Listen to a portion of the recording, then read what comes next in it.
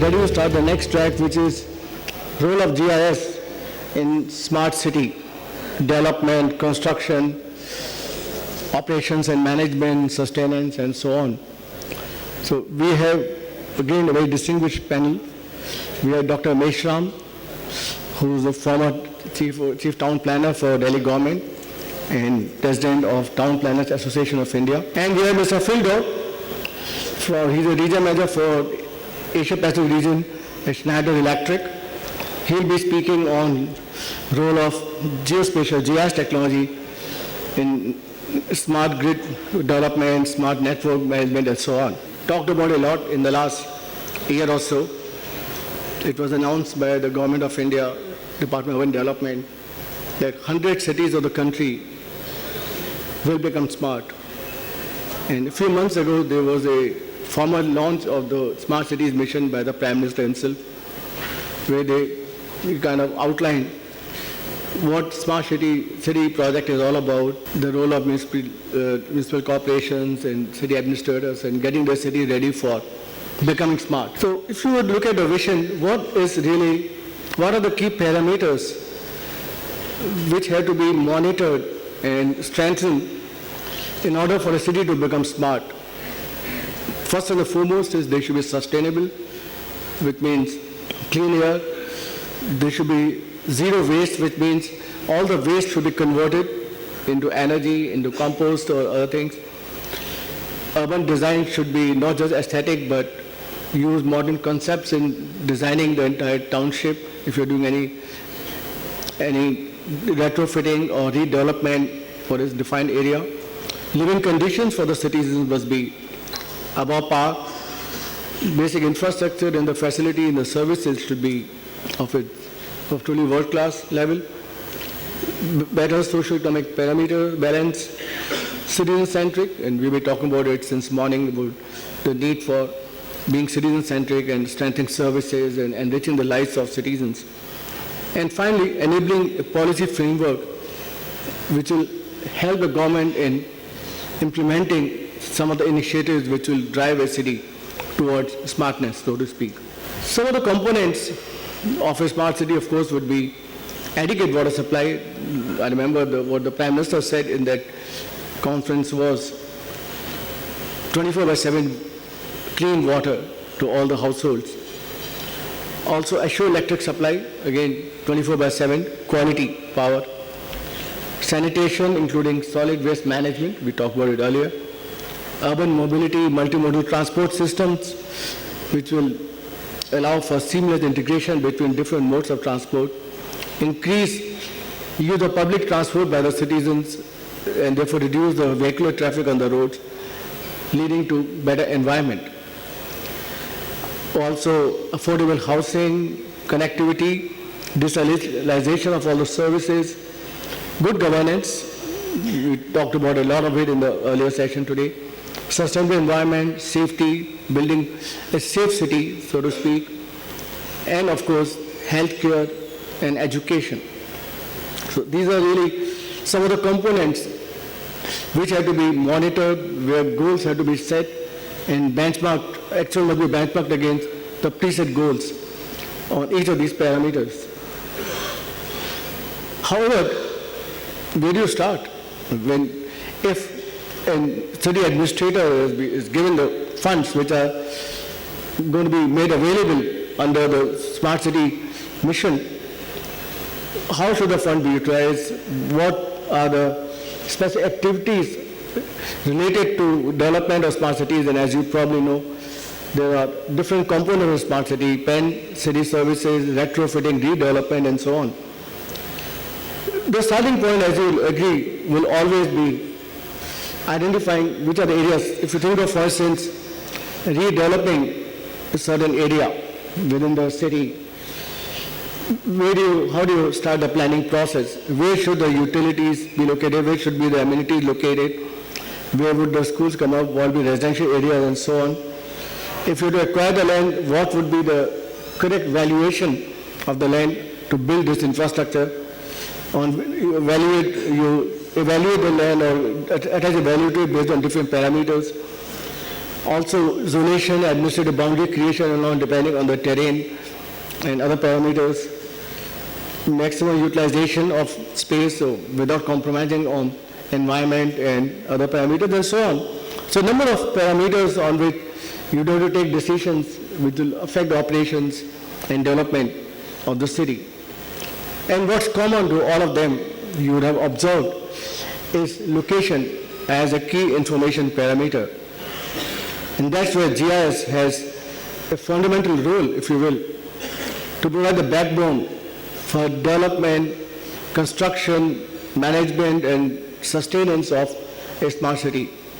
In other words, the entire workflow. GIS helps in building a common operating picture, very important because in urban local bodies, in the cities, municipal corporations, so on, there are different departments who are participating in various services which are delivered to the citizens. It's very important that they are all on the same page as they take operational decisions. And therefore, they should have the ability to get a common operating picture, or in other words, in technology terms, working towards around a common database which is exposed to all those who can benefit from it or who can make use of it. So whether it's planning and construction phase or emergency response systems, public safety and also securing vital assets, vital infrastructure, various public services, water, wastewater, street lighting and so on, with public safety, securing to the city, emergency response, fire services and so on, various utilities, water, electric and so on, and other aspects. So all these services have to work around a common database so that everybody is on the same page as they take operational decisions. And GIS becomes the enabling technology in each of these dimensions, each of these departments, so to speak.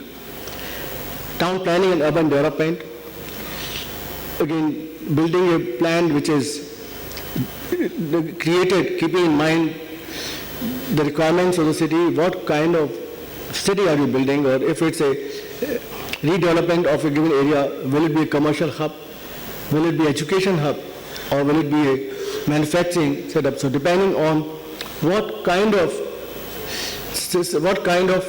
use this particular redeveloped city would be put to, you build your master plans, analyze them, do what if analysis, what if we put the school not here but there? What will be the average time a student will have to travel to get to the school from wherever people are going to live? Also various utilities and so on, demographic analysis, keeping in mind the demographic profile of the residents or projected residents. What are the kind of facilities you need to create? Number of areas which are the factors which are to be considered when you build a master plan. Once you've done that, you would also start working on land acquisition if you have to acquire it from a market, so to speak. Private landowners, it will be government land in some cases. So how do you do valuation? If it's agricultural land, what's the crop pattern in that area? How many crops a year are planted by the farmers? What's the yield? And so on, all those factors. Various other factors related to it, cadastral data management and so on. And in fact, there have been a number of examples of this, how GIS has helped in Indian context and elsewhere in the world. Property tax management. Property tax is probably the only discretionary source of income for a city. Whereas a discretionary, most other sources of income are dependent on factors which are beyond their control. VAT, for instance, or sales tax, octroi, other taxes which are levied, all of them are contingent upon the kind of transaction that take place. And depending on the economic situation prevailing in the city or in the region, the income can go up and go down.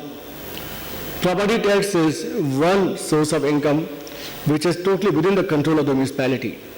There is a certain number of properties in the city based on the use of those properties, commercial, educational, residential or whatever.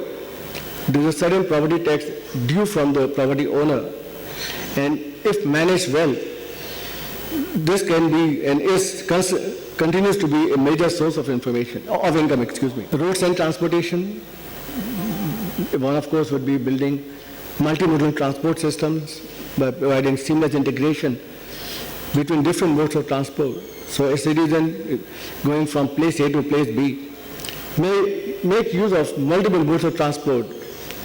Walk to the nearest bus stand, take a bus, then maybe take a metro or a local suburban train, and then get off at a certain station, take a bus again and reach the destination. So it's important that these transportation systems are developed, keeping in mind the projected volume of traffic and the kind of areas where residents are going to live and the place of work or education and so on.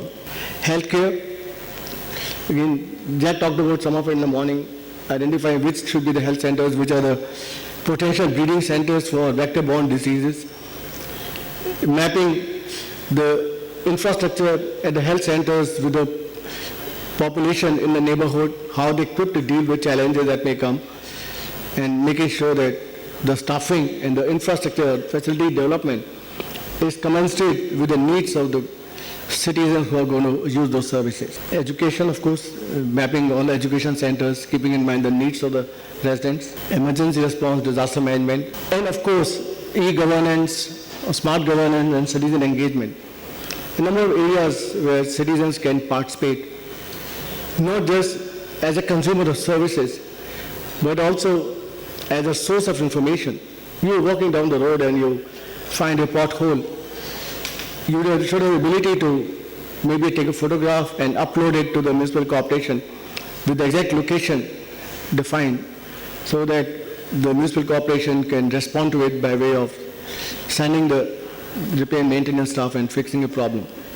So making these applications mobile based, or if there's any communication to be sent, if there's security alert or any message to be given to all the citizens in an area, sending out messages on the mobile phones using geofencing and other technologies. So a number of areas where the city administrators can make use of GIS technology in empowering citizens with information and services. To realize all this vision, what would be the right kind of architecture, and what is on display on the screen right now is one of the implementation options where you have an ArcGIS server-based platform, portal for GIS, which accesses and consumes data coming from multiple sources, property tax database, or land use, land cover, cadastral maps, and so on, and renders services by way of applications to various departments, utilities, or security agencies, amenities, fire services, and so on. Also allows citizens to participate through crowdsourcing and so on. So this could be one of the ways, and as we discuss further, we can keep defining it, but this is a broad architecture of a system that one can build at a ULB to achieve these goals. I would now like to invite Dr. Mesham. My idea was just to give you a kind of perspective on how GIS can enable smart cities and set a context for the rest of the discussion. Dignitaries on the dais and off the dais, ladies and gentlemen. Let me confess that I am not the expert on the GIS, so I will not be talking about the intricacies of the GIS, but I am just sharing my views with you as far as the user of the GIS, because as a physical planner, this is my prime tool for the preparation of the maps, any kinds of the maps, either land use maps, master plan maps, zonal planning maps, and all these things. So it is a very, very important tool as far as the physical planners is concerned. Master plans and the land use plans are my bread and butter, and definitely I would like to dwell on these specific issues. As a chief planner to the Government of India for almost 25 years, how I use this technology of the GIS for the benefit of the physical planners throughout the country, not only for Delhi. And of course, now I am as a president of the Institute of Town Planners India. We are having more than 5,000 qualified town and country planners on our roll, and they are registered with us. So definitely we'll be in a position to propagate this technology to all the 5,000 town and country planners, those who are settled in the nook and corner of the India. We have got the regional chapters throughout India, mostly located in the capital cities of the state governments, and we have got the high quality infrastructure in almost all the state capitals for the physical planners. So definitely we can have the networking with ISRIs and the Institute of Town Planners India, not only for the GIS applications, but for the training. And I would like to mention over here that we would like to make remote sensing and GIS as the one of the subject for taking up in the master's level course in the town and country planning. Well, gentlemen, let me see what is the scope as far as the GIS is concerned. You people are aware about the census of 2011, and at present we have got 7,935 towns as far as the census towns are concerned. So actually we have got a scope to prepare the GIS map for all these 7,000 towns. In addition to that, there are districts for which we can prepare the maps. There are the rural areas which are more than 5 lakhs, so for which also the maps are required to be prepared. So the scope is very colossal, and whole India is open for us. As far as when we prepare a development plan or the master plan, when somebody wanted me to prepare, Meshramji, you prepare the development plan or the master plan, there are two things which comes to anybody's mind. First one is, what is the scope of 15 to 20 years hence onward for which I have to plan a town? And once I decide that, then comes the second question, how much land will be required for that? And once this land proportion comes, then comes the problem, then I must have the base map prepared for this. Then as far as the master plan is concerned, how can we use the GIS as far as the preparation of the master plan? It is not, gentlemen, only the preparation of the master plan is important, but the implementation of the master plan is important. The enforcement of the master plan is important, and for which GIS is a very good tool which we have been using. And I will like to share some of the projects we have taken in the year 1990. At that time, my physical planners were really not knowing what is the GIS, what is this remote sensing, what is the GPS and all these things. So we request the government of India in that year 1990 to start the scheme in the central sector, and the government of India was very kind to start the scheme in the central sector that is known as the urban mapping,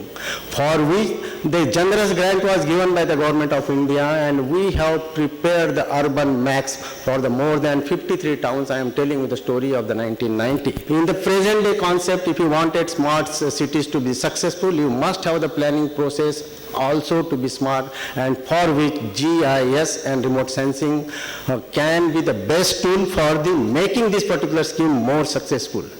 Mr. Mathur has also used the word health and safety and all these things. Well, gentlemen, these are the new concepts as far as the smart cities is concerned.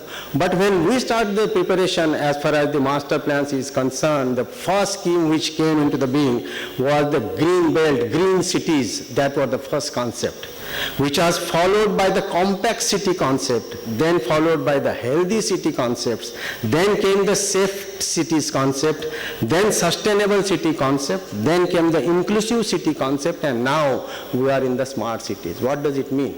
All these old concepts are really gone, and they are absolute, they are not of any use? Definitely not, gentlemen, because you cannot afford in the today's day, if you wanted to develop a smart city, whether you can afford that the smart city should not be healthy city, the smart city should not be the safe city, the smart city should not be the sustainable city, the smart city should not be the inclusive city. Definitely not. All these concepts are required to be interwoven as far as the smart cities are concerned, and for making this particular scheme successful, all this concept of the inclusiveness, because you cannot forget about the requirement of the masses, those who will be forming the part and parcel of the smart cities. So definitely we have to take into the consideration education, the requirement of the urban poor also.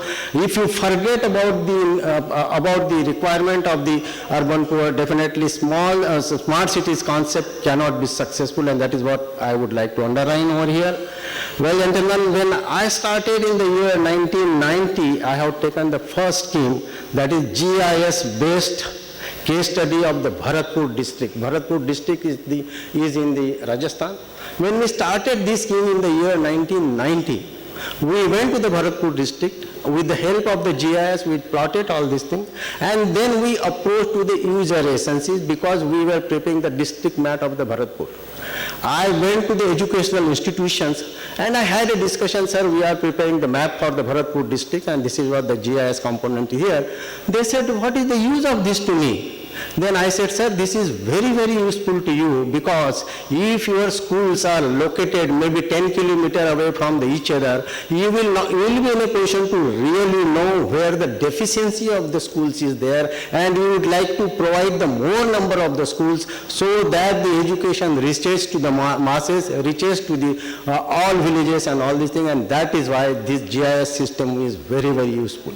We have gone to the police department because their police posts, check posts were also located and plotted on the GIS map of the Bharatpur. They said, Meshramji, what is the use of this to me? I said, sir, you will be in a position to know where the check posts of the police are located and what is the distance between two check posts. It means there is a vacuum of the 10 to 15 kilometers as far as the check posts are concerned, and if you are really interested in the policing, you have to increase the number of the check posts, and this GIS map will be very, very useful. And hence onward, gentlemen, they started taking the technology of the GIS. As a chief planner, this was my experience. The second project started, that is Lutyens Bangalore zone of the Delhi. This project we have started in the year 1992. You are aware, you must have read in the paper about a week back, there was a very good proposal in the guidelines of the LBZ. They are discussing as far as the local newspapers are concerned of the Delhi. And what happens actually, the Lutyens Bangalore zone boundary has been created in the year 1988, because guidelines are there. Then there is a boundary which has been earmarked by the Delhi Development Authority, and there is a third boundary of the LBZ which has been prepared by the Meshram committee. At that time I was the chairman of that particular committee, and all these three boundaries of the Lutyens Bangalore zone were not synchronizing with each other. So we have taken the opportunity at that time in the year 1992, prepare the LBZ boundary on the basis of the GIS, and ultimately we could succeed, and we have done that. That was the thing to demonstrate that the GIS really is a very, very useful tool as far as the town and country planners are concerned, as the physical planners are concerned. The third project we have taken in the year 1996, that is those who are town planners or the architect, they are very, very aware of the terminologies, that is town planning schemes and land pooling schemes and TDS. You people are aware of all these things, because as far as the land pooling scheme is concerned, under the concept of the land pooling scheme, the 70 kilometer of the ring road of the Ahmedabad has been constituted without acquiring even a single inch of the land, and this is done through the land pooling, through the town planning schemes. 90% of the Ahmedabad is really developed on the basis of the town planning schemes, and this is a very, very good instrument. But at that time, in the year 1996, there was a question mark whether this particular scheme will be successful or not. So to demonstrate that particular aspect, we have started this particular project in the year 1996 to really show that GIS can be the very good tool for the success of the town and town planning schemes, which has been implemented at the time in the Maharashtra, also in the Gujarat, and now majority of the states throughout the India, they are adopting the concept of the land pooling and TPS schemes. So what we have demonstrated is that at that time we are preparing the TPS schemes. We are calculating the area, that how much area of, once you have got the hundreds hectares of the area, 60% of the area will be returning to them, and 40% of the area will be keeping for the provision of the infrastructure and all these things. So under that we are manually used to calculate all these requirements and what will be the value we will be returning and all these things. So gentlemen, you must be aware, when it is done manually, definitely there will be some benefits will be given to the known person, and some disbenefits benefits will be given to the person, those who are known. To avoid all these things, what we have done is that on the GIS environment, we have prepared the map as per the TPS schemes is concerned, and then we have proved to the users that it is possible and there won't be any misrepresentation of the calculation of the area, and giving the compensation as far as the value of your land is concerned. So through these three schemes we have taken during 90s, we have shown and demonstrated to my physical planner, to my colleague at that time, that you have to adopt one day or other GIS applications, and I am very happy to today that this particular tool has been propagated so far, and every student of the planning, not even the student, but the teachers of the planning are very much aware as far as the GIS technology is concerned. And I am today really I can be very vehemently say that I am at this age also using the GIS applications on the computers. With these few words, I am very much thankful to Mr. Mathur and Mr. Thapar for giving me the opportunity. May I now invite Mr. Phil Dodd to come and deliver his presentation. Good afternoon. So what I'll be talking about today is the role of GIS fitting into smart cities and how Schneider Electric goes about that with all of our customers we have around the world today.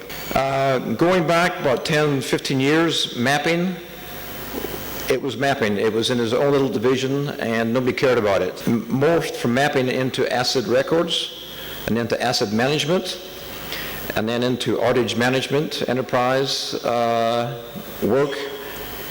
And now we see it today is supporting smart grid in the OMS, DMS, and SCADA. Smart grid business drivers, why does all of the big utilities want to have a smart grid? Well, basic answers to that is provide reliable, safe, efficient power, balance energy and supply, demand. Some need it for regulatory requirements, reducing network losses, improving fault and outage management. All of these things play into why a utility wants a smart grid. So it's a combination of DMS, SCADA, OMS, EMS, and DSM. And really what it is a common platform, database. So for a smart grid, and you probably heard that today in Jack's presentation, smart grid, although it sounds smart, it's a very tough problem to solve, and a big part of that is integration. You've got to integrate to many different systems. So we have OMS applications, that do fault location. We handle FL-ISR, which is fault location, isolation, service restoration. You heard Jack saying about ESRI, Esri, integrating with HANA. We do the same. So where does GIS fit into this smart grid way of thinking? Well, we've found that GIS data feeding smart data into that platform is the best way to do it. So GIS for smart grid systems, it really supplies the network model into a smart city or a smart city project. And that would include stuff like OMS, DMS, and SCADA. Why is this? Well, because if you feed the GIS data in because of quality control, and you saw a lot of demonstrations today of ArcGIS Desktop, web mapping, ArcGIS Pro, all of that data is quality control because it's real, it's live, it's updated on a keystroke. And I think Esri India did a very good job showing the apps of real life data changing, moving, and it's available for the entire organization. So once you have that feeding into your smart city project, then you're going to have better data, you're going to have faster network updates, and everybody in your enterprise is going to be looking at the same accurate data. So it's a lot of people say this, but it's really true. Unless you have smart data, you're not going to have a smart grid. And that goes the same with a smart city. Thank you, Phil. I'd like to invite my colleagues Seema Joshi and Nanda Thapa on the stage now. They'll come and show us some examples of how GIS can be used by urban local bodies, municipalities in becoming smarter. We would like to showcase the use of geo-design concept for planning cities of future. We have taken a small area in Delhi NCR to showcase this concept. Based on a sample representative data which has been created only for the purpose of demonstration. Let's look at the existing status of the area. What you see here is a city plan with existing locations, zonation, land use, and other infrastructure. Other infrastructures like metro stations, we have trees, roads, metro lines, and buildings. Sorry. And buildings. We have generally been using 2D maps for our planning requirements. However, using ArcGIS platform, the same 2D maps can be visualized as a 3D representation which provides more realistic view of the city. We have integrated LiDAR data and existing GIS data, both 2D and 3D, thus creating a smart 3D city model. Finally, if you see, ArcGIS offers a collaborative platform to engage with multiple stakeholders and citizens with the help of focused web and mobile applications, leading to increased transparency and a citizen participation. Yeah, so these type of crowdsourcing apps can be created and shared for citizens' feedback. So that way GIS can help us in doing the simulations and modeling in a smart way, in a smart planning, as mentioned by Dr. Meshram also. We can really use GIS in various requirements of smart cities. Thank you. Thank you. Thanks.